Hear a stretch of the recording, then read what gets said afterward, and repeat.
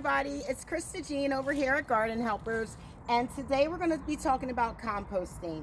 I'm going to show you what I like to compost, what I like to put in my compost. Everybody has a different way of doing it, but when you do compost, you want to think about greens and browns.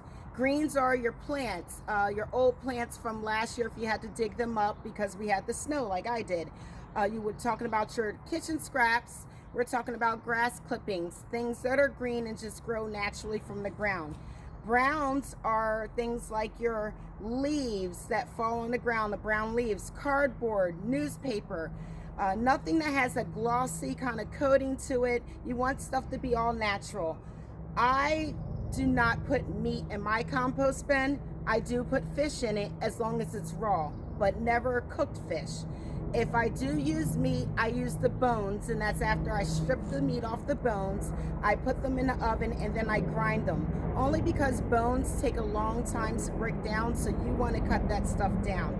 Also with your kitchen scraps, you don't want to put large kitchen scraps in there, so if you have something like a broccoli stalk, cut it down a little bit. It just speeds up your compost faster and gets you down to a good fertilizer.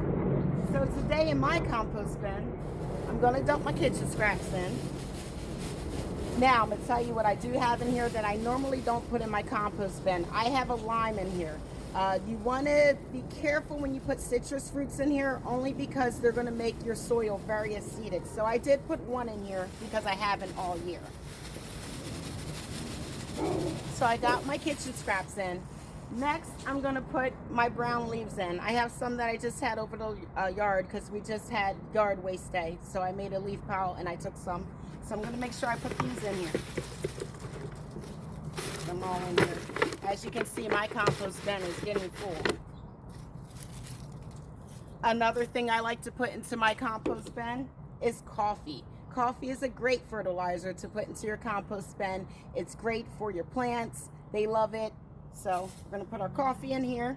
And then last but not least, I'm going to put some old dirt from a container from last year, only because it helps these things break down faster.